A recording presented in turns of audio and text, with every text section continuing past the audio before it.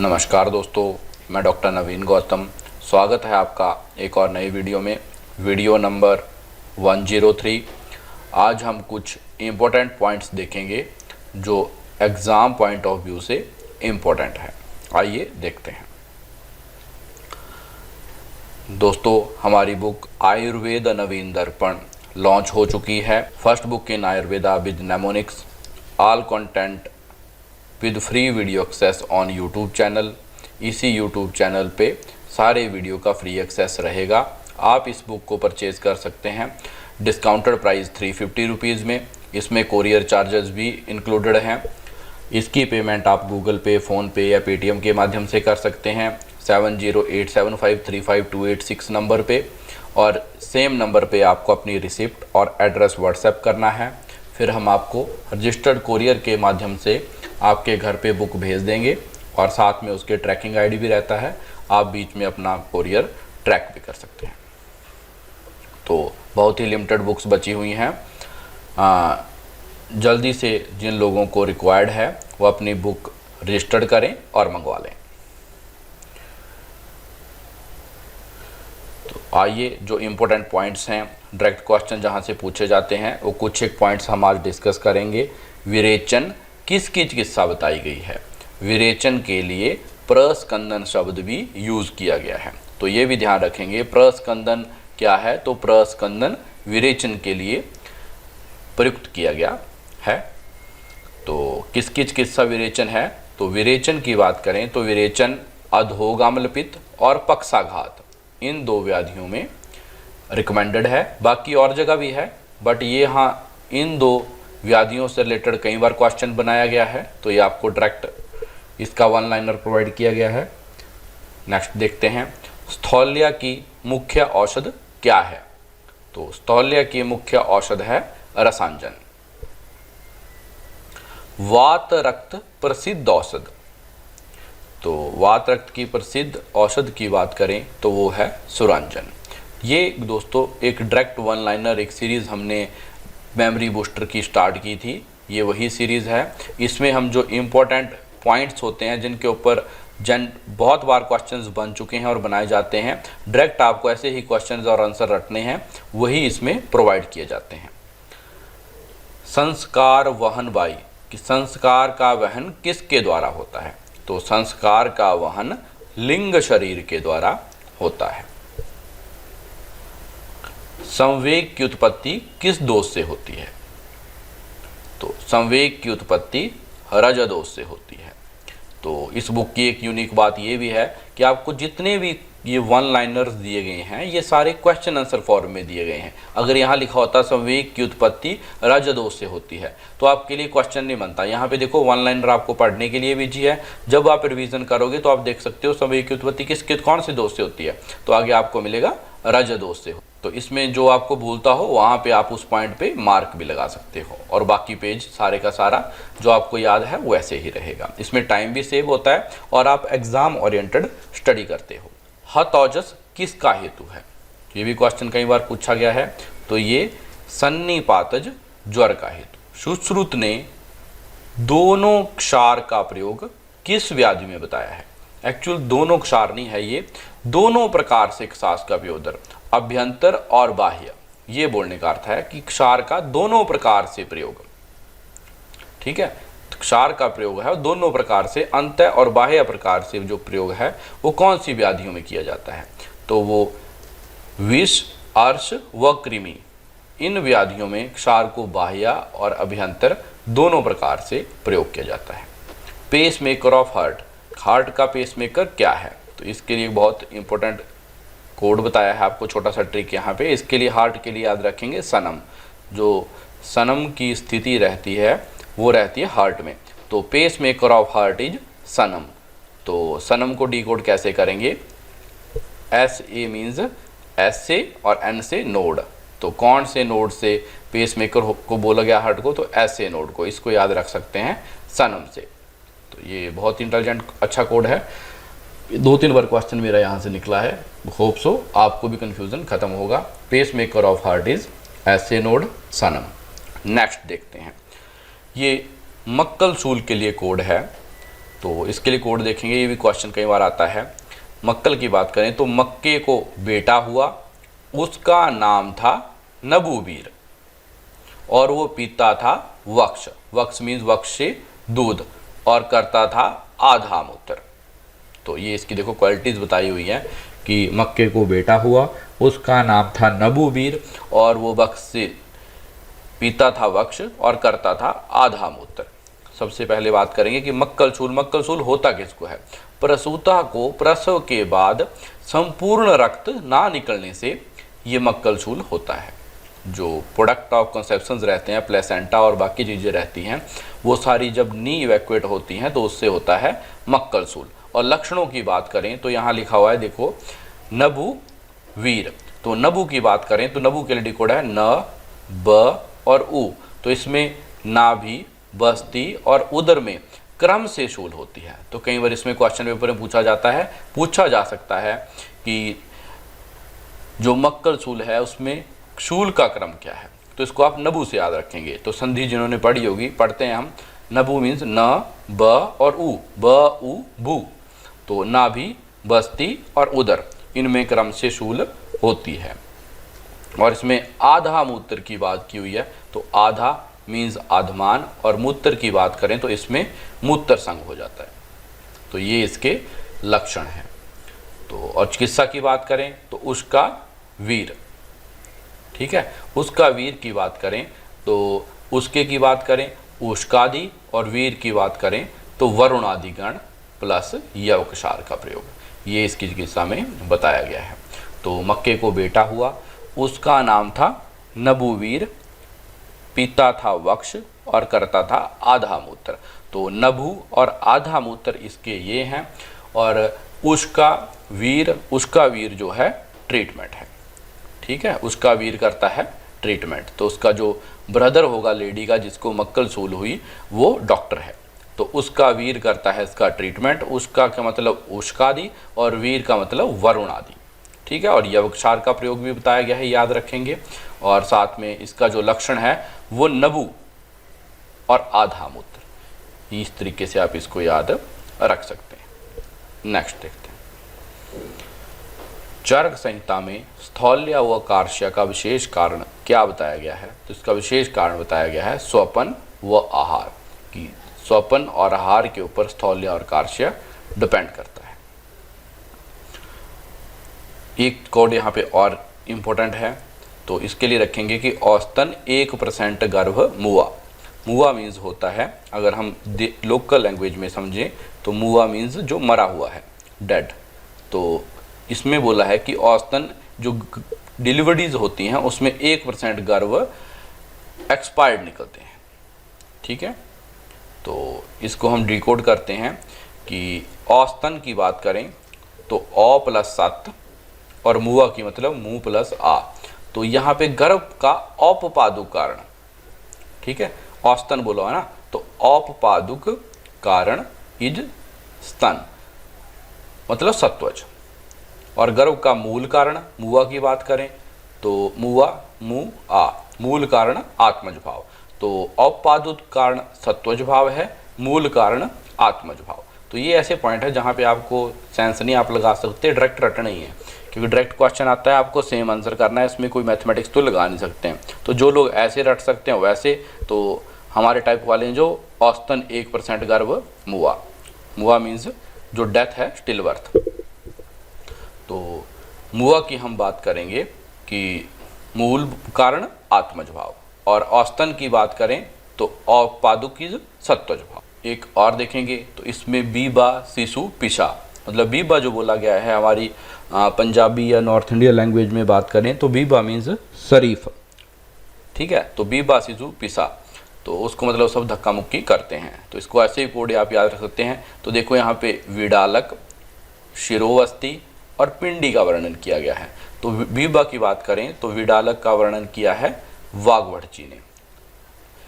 शिशु की बात करें तो शिरोवस्ती का वर्णन किया है सुश्रु जी ने, शिशु शी और शु। और पिसा की बात करें तो पिंडी का वर्णन किया है शारंगधर जी ने। तो बीबा शिशु पिशा, ये क्वेश्चन आते तो कम है बट कई बार आ भी जाते हैं। और थोड़ा अगर आपको याद रहते हैं तो वैसे ही आपका मॉरल और कॉन्फिडेंस हाई रहता है, क्योंकि बार बार जितनी बार पढ़ोगे आप ये बिना ट्रिक के भूल ही जाते हैं। तो बीबा शिशु पिसा, बी से विडालक, और व से बात करें तो शिरोवस्ती, और सी विडालक, शिरोवस्ती और पिंडी, और इससे बात करें तो वाग्भट, सुश्रुत और शारंगधर।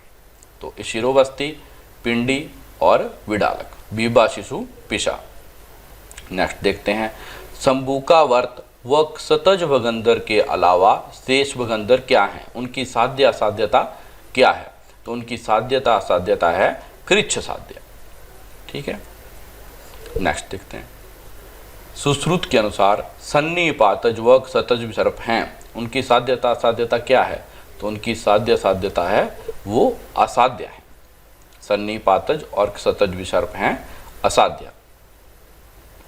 अति पातत भगन है, मतलब इसमें साध्य साध्यता की बात की हुई है, तो ये भी असाध्य है। पंचसार क्या है। पंचसार मतलब जो इसको थोड़ा सा डिविएट करके देखेंगे पंचसार कि पंचसार किसके पास है। देखो डीएसपी के पास है। ठीक है, पुलिस में जो रैंकड अधिकारी होते हैं उनको बोलते हैं डीएसपी, और कितने क्वांटिटी में है, एमजी, मिलीग्राम में। मतलब जो सार चीज़ होगी वो बहुत ज़्यादा नहीं होगी, वह मिलीग्राम में ही होगी। तो इसको डी कोड करते हैं। डी से बात करें तो दुग्ध, एस से बात करें तो शर्करा, पी से पिपली, और एमजी से बात करें तो मधुघृत। एएमजी आगे भी कई जगह मैं यूज़ करूँगा अपने वैसज्य कल्पना 11 में। तो एमजी के लिए मधु और घृत, और चर्क चिकित्सा में भी कई जगह यूज़ किया जाएगा एमजी डोसेज के लिए। तो इसका मतलब ये अनुपान वगैरह मधु और घृत ही रहेगा। तो डीएसपी की बात करें कि पंचसार किसके पास हैं, डीएसपी के पास हैं, और किस फॉर्म में है, मिलीग्राम फॉर्म में। तो ये है दुग्ध, शर्करा, पिपली और मधु और घृत। और चतुर्भद्र की बात करें तो चार भद्र जो हैं वो कैसे हैं, वो हैं स्मैग पीने वाले बंदे। जो चार भद्र पुरुष हैं वो स्मैग पीते हैं। तो स्मैग की बात करें तो स्मैग क्या है, एस से सुंडी, एम से मुस्तक, और ए से अतिविसा, और जी से गुड़ुची। तो दो चीज़ें बताई हैं देखो, पंचसार और चतुर्भद्र। तो पंचसार में आगे डीएसपी साहब, तो जहाँ डीएसपी वहाँ स्मैगी जरूर होंगे, जो स्मैग पीने वाले लोग हैं। तो देखो ये डीएसपी स्मैग पकड़ने वालों को पकड़ रहे हैं। तो स्मैग पकड़ने वाले लोग इतने चालाक हैं कि लोग उनको भद्र पुरुष बोलते हैं। तो ये चार भद्र पुरुष हैं जो स्मैग पीते हैं। तो इनको डीएसपी साहब ने पकड़ लिया। इन दोनों इकट्ठे याद रखेंगे तो ये आपके चतुर्भद्र और पंचसार इकट्ठे ही याद रहेंगे। तो चतुर्भद्र हैं चार स्मैगिए। तो ये जो स्मैग पीने वाले हैं, एस से सुंडी, मुस्तक, अतिविसा और गुड़ुची। नेक्स्ट देखते हैं, नाड़ी प्रस्तर संकरही, कि नाड़ी प्रस्तर और संकर स्वेद किस में इंडिकेटेड है। तो ये इंडिकेटेड है हिक्का व श्वास व्याधि में। तो इसका आप ध्यान रखेंगे, ये भी कई बार पूछा जा चुका है। एक स्वेद जो और पूछा जाता है, लवण तैलेन स असम प्रस्तर संकरही। तो संधि तोड़ना देखो संस्कृत में बड़ा जरूरी है। बुक में मैंने संधि के साथ में लिख दिया है क्योंकि संधि के साथ ही आता था। तो अभी मैं कुछ सोच रहा था कि इसको एक बार थोड़ा सा आप भी थोड़ा सा संधि का समझिए। संधि तोड़ेंगे तभी आपको लगेगा। ये देखो लिखा है स, ये असम, असम मीन्स द पत्थर, स्टोन, प्रस्तर संकरही। अगर सास में पढ़ेंगे तो फिर आप इसका मीनिंग नहीं समझ सकते हैं। तो लवण तैलेन स असम प्रस्तर संकरही, ये किसकी चिकित्सा है। तो ये है वातज योनि व्यापत की। वातज योनि व्याप्त में बताया गया है। अनुशस्त्रों में श्रेष्ठ है। अनुशस्त्रों में क्या चीज श्रेष्ठ है। तो श्रेष्ठ है जलौका। शस्त्र अनुशस्त्रों में श्रेष्ठ है। तो ये श्रेष्ठ है क्षार। इन दोनों का भी आप ध्यान रखेंगे, इकट्ठा करके तभी दिया गया है। तो अनुशस्त्रों में जलौका और शस्त्र अनुशस्त्रों में क्षार। क्षार का निर्माण किस ऋतु में करना चाहिए, ये भी क्वेश्चन कई बार पूछा जाता है। तो इसका निर्माण जो है वो शरद ऋतु में करना चाहिए। अग्रय द्रव्यों की बात करें तो बाकी अग्रय द्रव्य मैं अलग से पढ़ाऊंगा। दो अग्रय द्रव्य मैंने यहाँ पे कवर किए हैं। तो पहले देखेंगे कि अपन को ऐसी मेहनत करनी चाहिए कि स्वप्न पूरे करें। ठीक है, कि स्वप्न पूरे करने हैं हमको। और दूसरा, आहार तपा के खाएं। कि आहार जो हमारे पास है उसको गर्म करके खाएं। तो ये दो इम्पोर्टेंट थे थोड़ा सा आपको मोटिवेट करने के लिए। तो स्वप्न पूरे करें पूरे। तो स्वप्न जो है वो क्या है, पुष्टिकरणाम। स्वप्न क्या करने हैं, पूरे करने हैं, तो पुष्टिकरणाम। आहार क्या करना है, तपा के खाना है, तो आहार है तृप्तिकरणाम। ये थोड़ा सा कन्फ्यूजन है तो मैंने इसको दोनों को इकट्ठा कर दिया कि किसका पुष्टि किसका तृप्ति। कन्फ्यूज हो जाता है, कई बार एग्जाम में भी आता है और कई बार ऐसे वाइवा में भी पूछा जाता है। बाकी अग्रय द्रव्य भी हम कवर करेंगे बाद में आने वाले वीडियोस में, वो भी बहुत इंपॉर्टेंट है और बड़े अच्छे से कवर हो जाते हैं। अग्रज में से भी अगर जेन्युइन पेपर बनाने वाला होगा तो ज़रूर क्वेश्चन रखता है। तो स्वप्न क्या करें, पूरे करें, और आहार के तपा के खाएं, तो आहार तृप्तिकरण।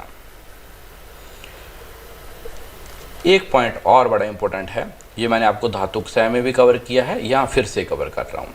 देखिए यहाँ पे सीधा शैथिल्य रमा।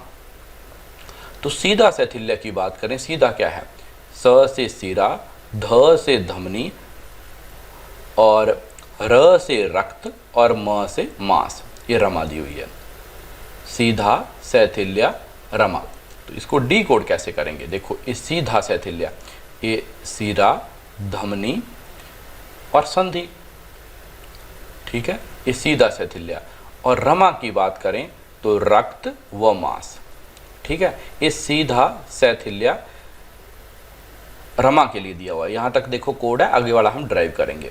तो सिरा, धमनी शैथिल्य, सिरा शैथिल्य आता है रक्त क्षय में और धमनी शैथिल्य आता है मांस क्षय में। तो सीधा शैथिल्य के लिए आप याद रखेंगे सीधा और यहाँ पे ये रमा, ठीक है, ये सी, ये धा, सीधा शैथिल्य रमा के लिए। तो अब इसको हम इससे ड्राइव करेंगे संधि।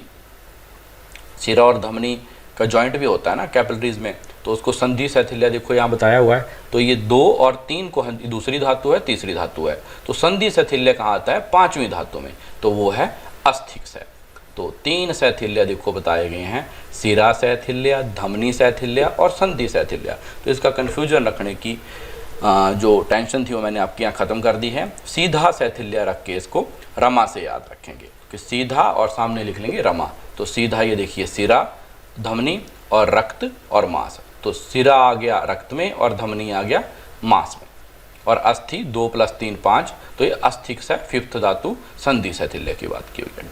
नेक्स्ट देखते हैं, शस्त्र प्रयोग की बात की हुई है। अश्मरी में अग्रवक्र, ठीक है, अश्मरी अग्रवक्र, और मूढ़गर्भ में मंडलाग्र, और देखिए मूत्र वृद्धि में व्रीहिमुख शस्त्र से छेदन करने की बात की हुई है। तो मूत्र वृद्धि, ये देखो वृद्धि ब आया ना, मूत्र वृद्धि, ये मूढ़गर्भ, ठीक है। तो मंडल अग्र, एक ग के साथ में ग आ गया, मंडलाग्र। और इसको यहाँ से पढ़ के रखना है। मूत्र वृद्धि की बात करें तो यहाँ ग आया तो मंडलाग्र हो गया, ग हो गया। तो यहाँ पे वृद्धि की बात करें तो व्रीहिमुख शस्त्र से। ये भी कई बार इक्का दुक्का पूछे जाते हैं। और एक चीज़ और देखिए, अभी देखते हैं यहाँ पे निरूह और अनुवासन वस्ती में कुछ चीज़ें बताई गई हैं। ये भी क्वेश्चन इक्का दुक्का देखा मैंने पूछे जाते हैं। तो देखिए यहाँ पे मैंने आपको हिंट दिया हुआ है कि फर्स्ट निरूह वस्ती आपने याद करनी है, फिर अनुवासन वस्ती। तो निरूह वस्ती को ही आस्थापन वस्ती बोला गया है, ठीक है, एक तो चीज़ ये। और निरूह को किससे कंपैरिजन किया गया है, अनुवासन या आस्थापन से। तो ये देखो, इन न अ के बाद आता है तो अ के बाद आता है आ, तो ये आ बाद वाले से बड़े से कंपैरिजन किया हुआ है, ठीक है।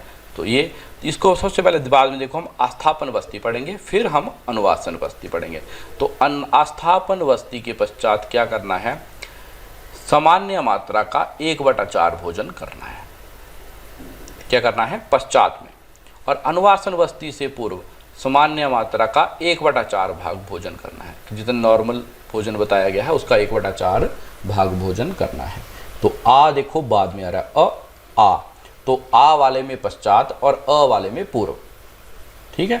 1/4 भाग भोजन करना है, किसमें पहले किसमें बाद में, ये देखो आपको अ और आ से पकड़ के रखना है। और निरूह वस्ती आता है तो आ वाले को ही निरूह वस्ती बोला गया। आस्थापन वस्ती और निरूह वस्ती एक ही बात है।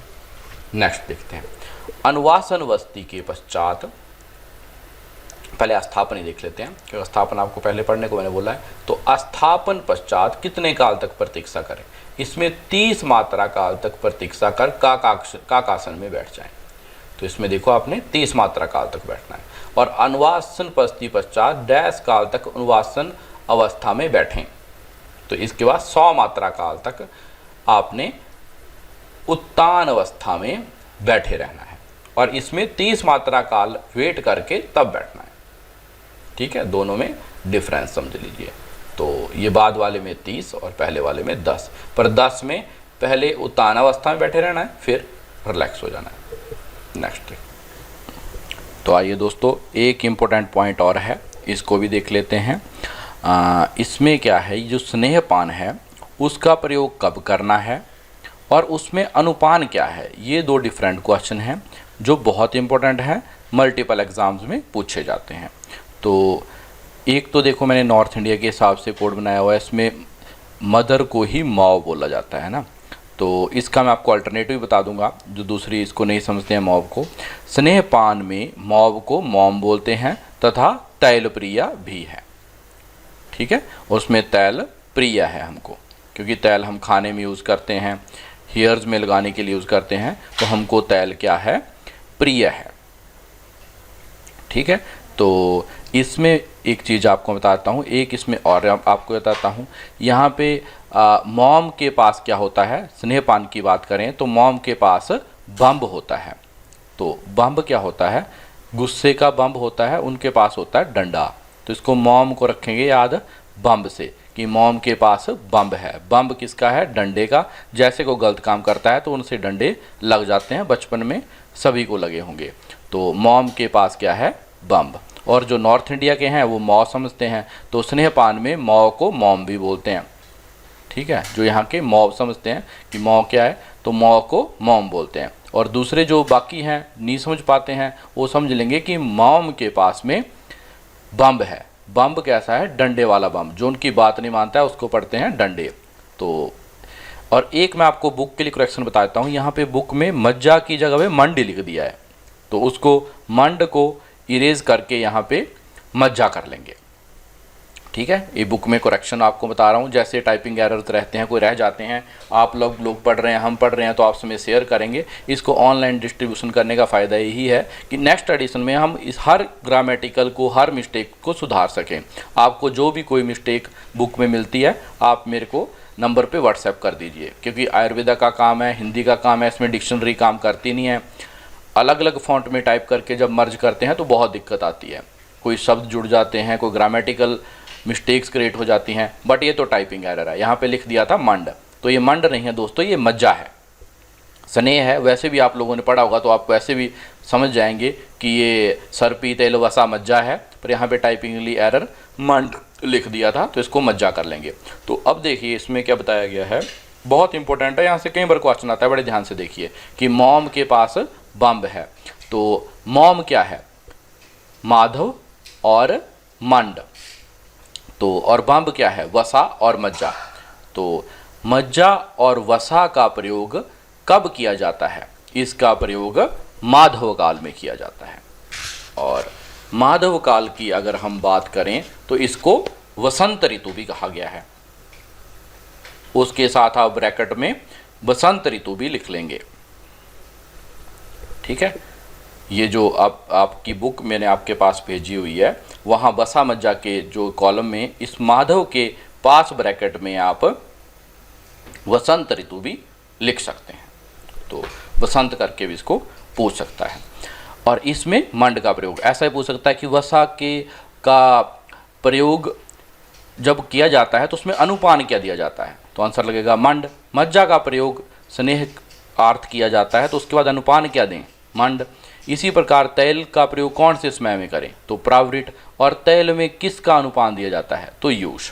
तो तैल क्या है, प्रिय है, तो प्रावृट और यूष। तो तैल को प्रिय याद रखेंगे, प्रिय मतलब उसका प्रयोग समय और इसका अनुपान। और सर्पी की बात करें, जो बच गई हो आपको पता ही है, सर्पी इसके लिए कोड की जरूरत नहीं है, सर्पी शरद और सर्पी में उष्ण जल। और इसके में ये कॉन्ट्राइंडिकेशन है जो आपको पता ही है कि भल्लातक और तुअरक तेल के साथ उष्णपान का अनुपान निषिद्ध है। इसको भी आगे मैं अलग से मैंने पॉइंट लिखा हुआ है, जो यहाँ भी बुक में नोट करना चाहें साथ में कर सकते हैं। तो ये बहुत इंपॉर्टेंट है कि मोम के पास क्या होता है, बम्ब, और तेल क्या है हमको, प्रिया, और सर्पी का प्रयोग सर्द और उष्ण जल में, और उष्ण जल का अनुपान जो है वो भल्लातक और तुअरक तेल में कॉन्ट्राइंडिकेटेड है। ये दोस्तों छोटा चार्ट है, समझने में इसमें इसलिए टाइम कॉन्सेंट्रेट कर रहा हूँ, बहुत इंपॉर्टेंट है। बहुत बार यहाँ से क्वेश्चन आता है और गलत हो जाता है।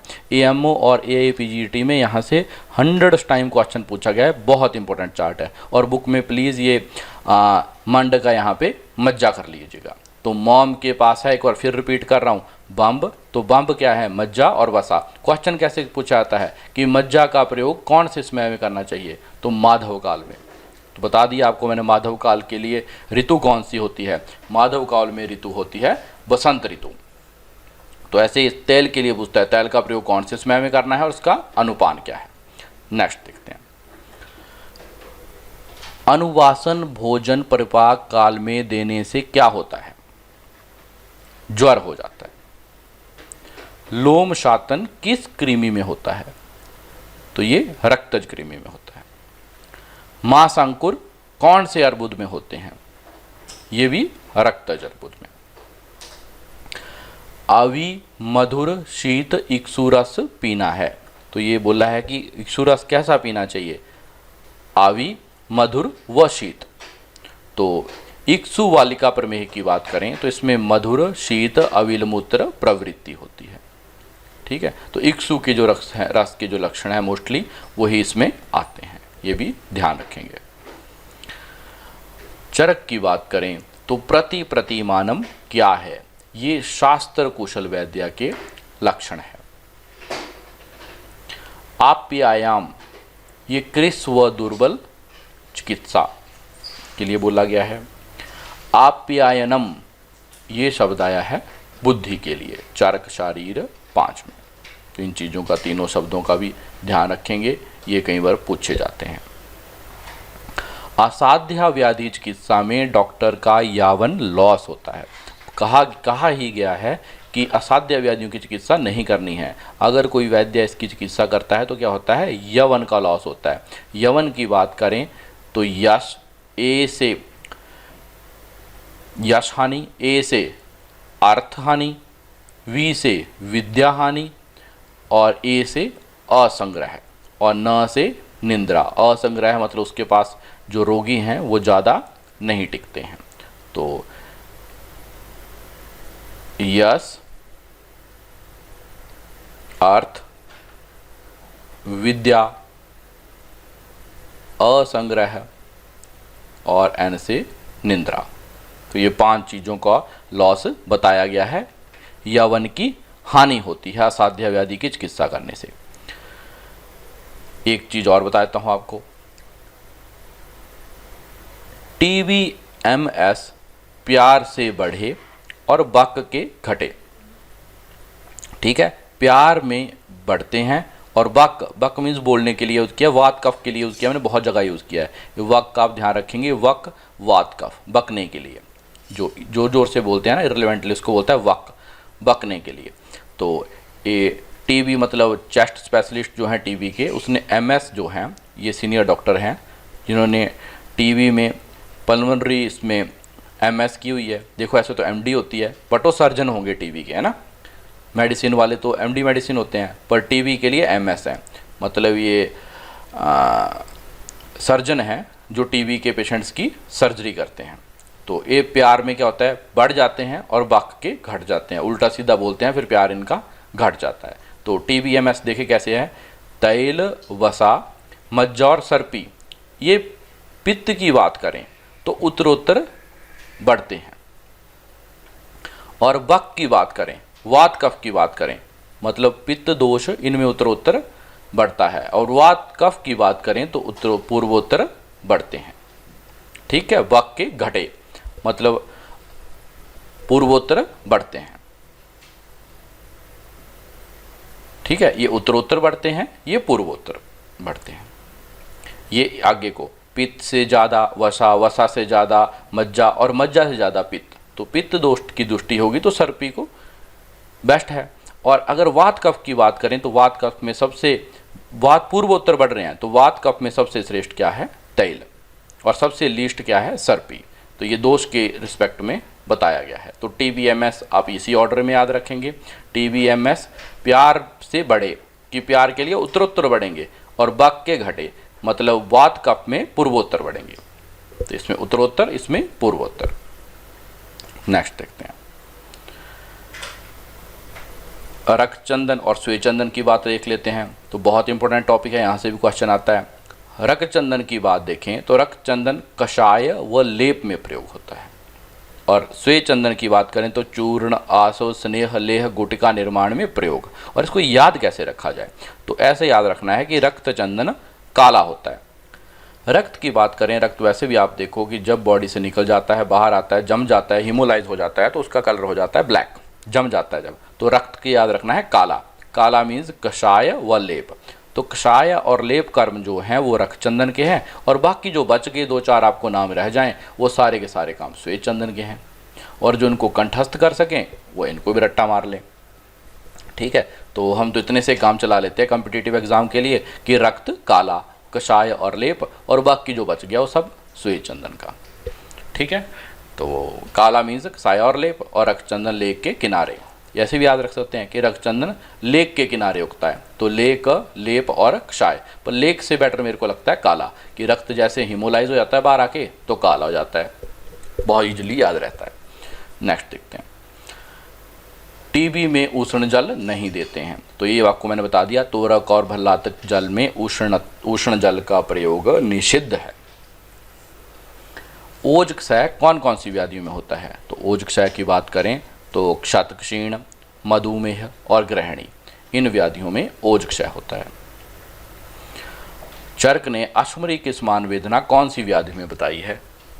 तो ये रक्त ग्रंथि में भी अश्मरी के समान ही वेदना होती है। अब यहाँ पे शिरा धमनी के मूल देख लेते हैं, बहुत इंपॉर्टेंट है। सुश्रुता अनुसार इस चीज को सिर्फ आपने याद करना है। तो शिरा और धमनी का मूल है नाभि। ठीक है, तो सुश्रुत के अनुसार आप याद करेंगे, तो सुश्रुत के अनुसार याद रखेंगे। सुश्रुत के अनुसार नाभि जो है वो क्या है? धसी हुई है। वैसे भी नाभि आप देखेंगे तो नॉर्मली अंदर को ही होती है, तो नाभि क्या रहती है? धसी हुई रहती है सुश्रुत के अनुसार। तो धसी क्या है? धमनी और शिरा। तो सुश्रुत के अनुसार धमनी और शिरा का मूल है नाभि। ऐसे पकड़ के रखें, फिर आपको भूलेगा तो आप मेरे को कमेंट करके बता सकते हैं और अल्टरनेट ढूंढ देंगे। तो सुश्रुत के अनुसार नाभि क्या है? धसी है। और वाग्भट के अनुसार शिरा का मूल बात करें तो शिरा का मूल है हृदय, और काश्यप के अनुसार धमनी का मूल है तालु। तो ये सुश्रुत और वाग्भट और फिर काश्यप। तो ये देखिए, अब आपको याद करके रखना पड़ेगा, इसके लिए कोई फालतू ट्रिक लगाने की लोड़ नहीं है, इसमें कन्फ्यूजन नहीं होता है। मैंने देखा है कि ऊपर सुश्रुत के लिए धसी याद कर लिया, तो वाग्भट की शिरा और काश्यप की धमनी, इसकी एक एक किया तो कन्फ्यूजन नहीं होता है। तो शिरा के लिए बोला है हृदय। हृदय का मीन्स, शिरा मीन्स शरणात शिरा। तो शरण कहाँ से करेंगी? वो हृदय से करेंगी, ब्लड का सोर्स क्या है? हृदय। और धमनी का मूल बताया है तालु। ठीक है, तो इसको आप वैसे ही याद कर लें। शिरा के लिए शरणात शिरा, तो शरण कहाँ से कर रही हैं और ड्रेनेज कहाँ से कर रही हैं? हृदय से। नेक्स्ट देखते हैं, प्रतान पद्मिनी कंद्र किसके लिए कहा गया है? तो ये शिरा के लिए कहा गया है। द्रुम पत्तर सेवनी शिरा के लिए कहा गया है। एक और इम्पोर्टेंट चीज़ है, बहुत अच्छा कोड है यहाँ पे। तो चर्क जी ने 6-6 दिन पर कैसे कैसे क्या क्या पान करने के लिए बोला है, तो इसमें आप याद कर सकते हैं पी के क्षीर सब वीर। ये बहुत इंपॉर्टेंट है, बहुत अच्छा कोड है। पी के क्षीर सब वीर। तो पी क्या है? पेया, क्षाय, ठीक है, और क्षीर सर्पी, भोजन, और वीर से विरेचन। तो पी के क्षीर सब वीर। तो पेया, क्षाय, क्षीर, क पहले आता है, क से 2 है ना, क और क्ष, तो क पहले क्ष 2, ऐसे याद रखेंगे। क्षीर भोजन क्रमशः 6-6 दिन करें। ठीक है, इनका 6-6 दिन के लिए प्रयोग करें, 6-6 दिन पर करें। ठीक है, ऐसे याद रखेंगे। पी के क्षीर सब वीर, तो ज्वर में 6 दिन पर क्या दें, तो ये बहुत इंपॉर्टेंट है। ऑर्डर पूछता है किसके बाद क्या देना है, तो पी के क्षीर सब वीर, बहुत अजीजी कोड है। किलास की बात करें, चर्क के अनुसार 3 होते हैं, दारुण, चाणून और स्वितर, और इनकी धातुओं की बात करें तो रक्त, मांस, मेद रिस्पेक्टिवली। सुश्रुत के अनुसार 3, वात, पित्त, कफ, जल्दी जल्दी में देख लेंगे। किलास को कुष्ठ का वेद माना है किसने, सुश्रु जी ने। किलास दोष की बात करें तो ये त्रिदोषज होता है। भोज ने किलास के भेद कितने माने हैं, 2 भेद माने गए हैं, तो 2 भेद हैं, दोषज और व्रणज, ध्यान रखेंगे। और स्वितर को अपरिस्रावी बताया है, किसने बताया है जी बताइए, तो ये वाग्भट जी ने बताया है। स्वितर को अस्रावी बताया है, ये किसने बताया है, तो ये सुश्रु जी ने बताया है, और इसको त्वचागत भी बताया है। चर्क श्वेत कुष्ठ की चिकित्सा की बात करें तो क्या बताई गई है, तो इसमें मल, पूरस और गुड़ की बात की हुई है, और मृदु विरेचन करना चाहिए इन दोनों से। तो मृदु विरेचन करने के लिए मल, पूरस और गुड़ का प्रयोग किया जाता है श्वेत कुष्ठ की चिकित्सा में। तो पी के क्षीर सब वीर आप याद रखेंगे। एक आपको मैंने पहले बताया था मक्कल सूल के लिए कोड, उसका भी याद ध्यान रखेंगे। बेटा हुआ, नाम था नबूवीर, ठीक है, और उसका ब्रदर क्या था, उसका वीर उसकी चिकित्सा करता है क्योंकि डॉक्टर होता है। उष्कादि और वरुणादि गण की बात की हुई थी, ऐसे ध्यान रखेंगे।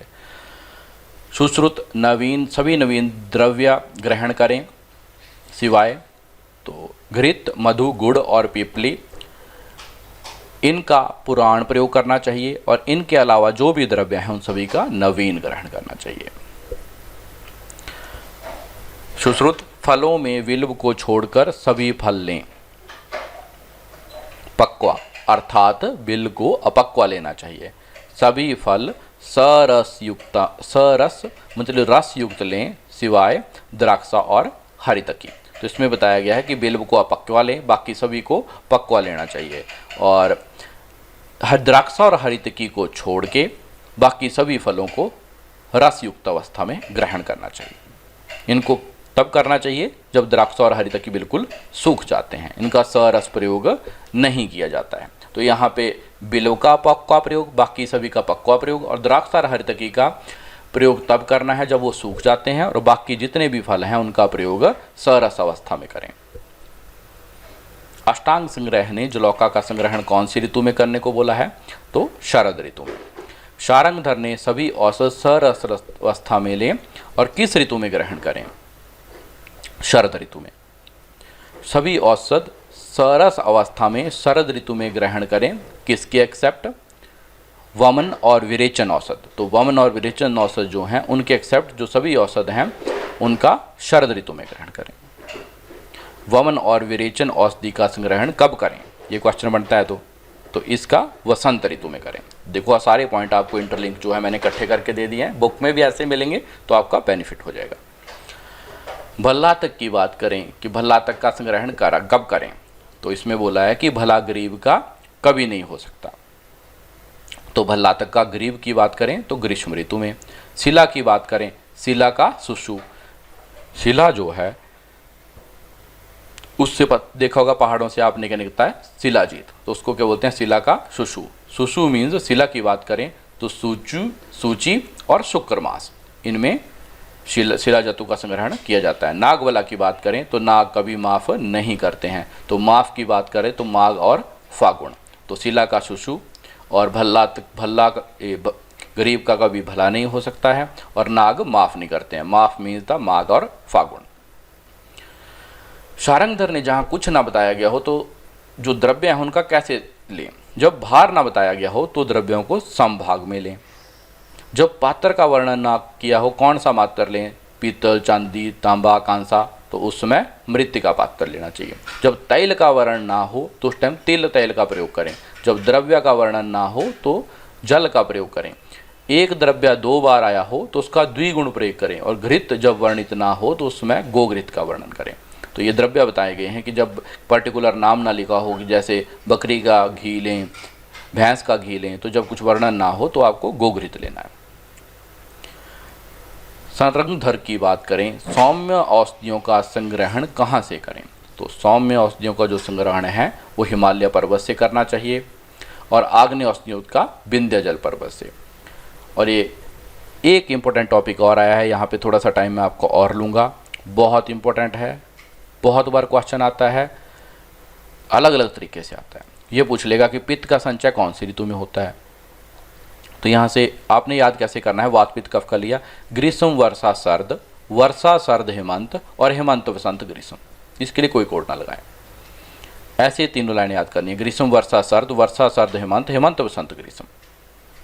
ऐसे डायरेक्ट रट्टा मार लीजिए, किसी कोड के चक्करों में ना पड़ो, इसमें गड़बड़ हो जाती है। मैंने कोड का भी देखा है बट इसमें कोड बेनिफिशियल नहीं है, यहाँ पे डायरेक्ट याद करना ही अच्छा है। ग्रीष्म वर्षा शरद हेमंत, हेमंत वसंत ग्रीष्म। देखो यहाँ से रिपीट होता है, ग्रीष्म वर्षा शरद, तो वर्षा शरद हेमंत, और यहाँ से हेमंत से पकड़ेंगे, हेमंत वसंत ग्रीष्म।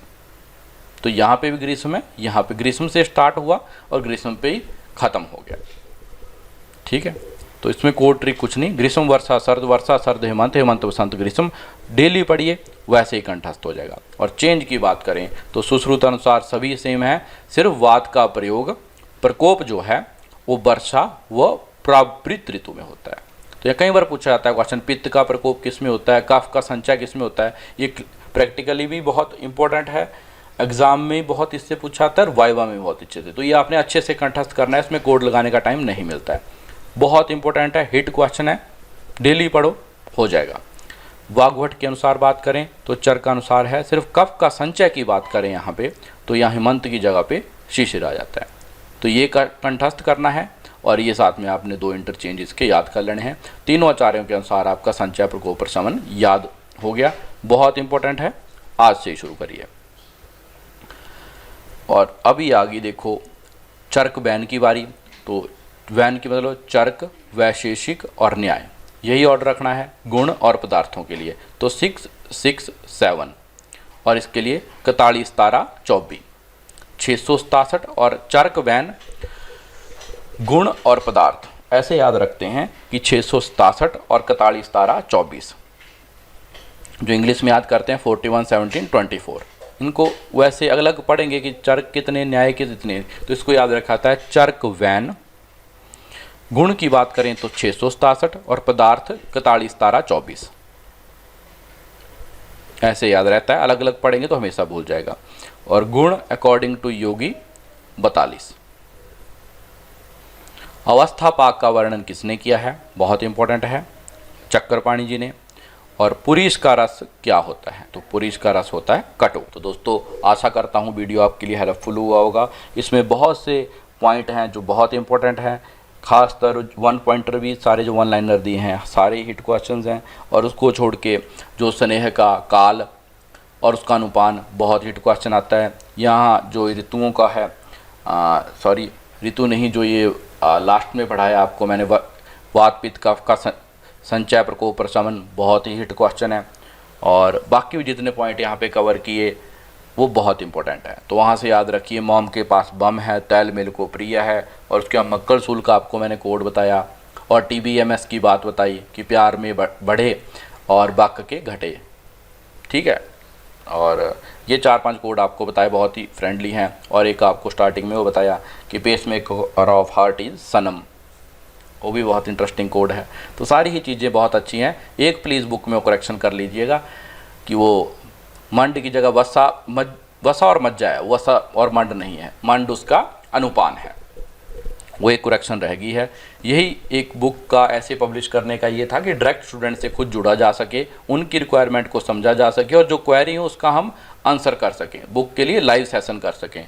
तो बाकी राइटर से और बाकी लोगों से मेरा अनुरोध है कि वो भविष्य में ऐसी किताबें लॉन्च करें, अच्छी पेपर क्वालिटी के साथ में, अच्छे ग्राफिक्स के साथ में, और ख़ुद उनको प्रिंट करिए, आप बच्चों को ऑनलाइन भेजिए। और जो भी मेरी हेल्प की ज़रूरत होगी मैं उसके लिए आपकी हेल्प करने के लिए रेडी हूँ। जय हिंद, जय भारत, जय आयुर्वेद।